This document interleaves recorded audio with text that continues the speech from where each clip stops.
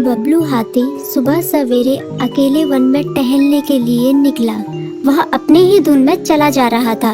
लगता था उसके दिमाग में कोई उलझन है जिसे वह सुलझाने की कोशिश कर रहा था।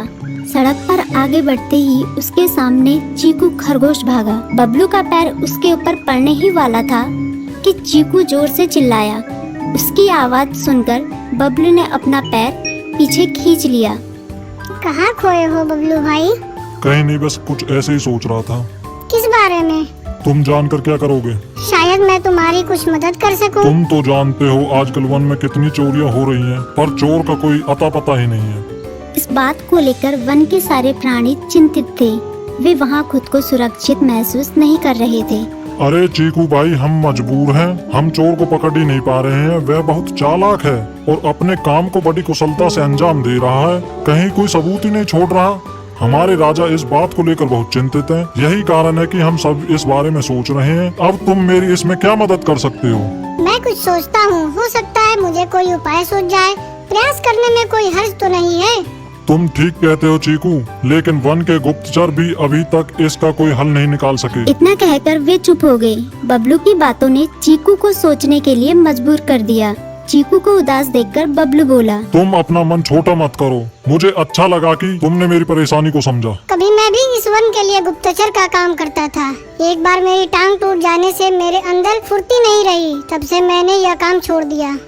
चीकू, तुम चाहो तो यह काम दोबारा कर सकते हो। वन के प्राणी ज्यादातर दिन में भोजन की तलाश करते हैं, वे रात को आराम करते हैं। तुम दिन रात दोनों में ही भोजन की तलाश में निकल सकते हो सकता है रात को तुम्हें कुछ ऐसी बातों का पता चल जाए जो हमारे काम की हो।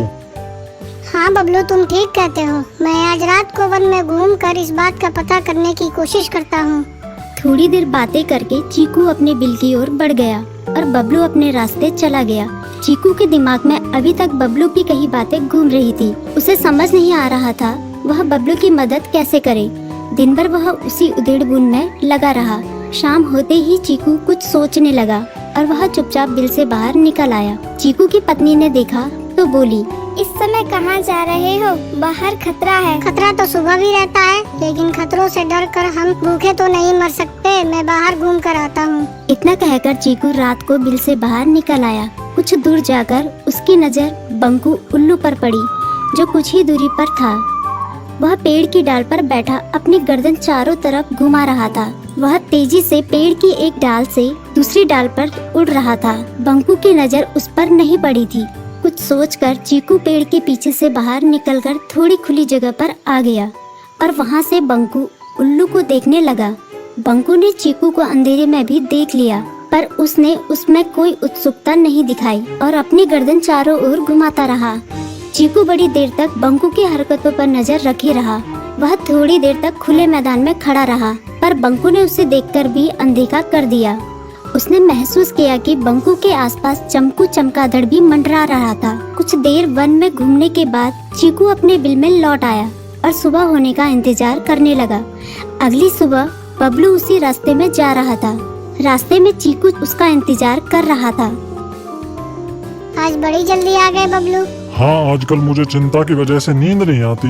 कोई नई खबर है क्या? यकीन से तो मैं नहीं कह सकता, पर मैं तुम्हें ऐसे प्राणी का नाम बता सकता हूँ जो शायद चोरों की मदद कर रहा है। कौन है वो? बंकू उल्लू। इतना कहकर चीकू ने रात की घटना उसे ज्यों की त्यों सुना दी। इसे सुनकर बबलू का माथा ठनका। बबलू की आंखें चौंधिया गई। तुम ठीक कह रहे हो। मुझे आज रात बंकू और चमकू पर नजर रखनी होगी। इतना कहकर वे दोनों अपने अपने रास्ते चले गए। बबलू रात को अपने साथियों के साथ बंकू पर नजर गड़ाए रहा। उसकी संदिग्ध गतिविधियों को देखकर बबलू ने उसे उसके साथियों चंकी और संकी लोमड़ के साथ पकड़ लिया। बबलू ने सख्ती से पूछताछ करनी शुरू कर दी। तुम इस समय बंकू चमकू के साथ क्या कर रहे हो? हम चारों दोस्त हैं, इसलिए साथ बैठकर बातें कर रहे हैं। चमगादड़ और उल्लू की दोस्ती तो समझ में आती है, पर लोमड़ के साथ दोस्ती कैसे हो सकती है? सख्ती से पूछने पर दोनों ने अपना जुर्म कबूल कर लिया और सभी चोरियों के बारे में बताया जो उन्होंने कुछ दिन पहले वन में की थी। बबलू ने उनके चोरी का सारा सामान भी बरामद कर लिया। बंकू और चमकू को अभी तक समझ में नहीं आ रहा था कि वो इतनी आसानी से कैसे पकड़ में आ गए।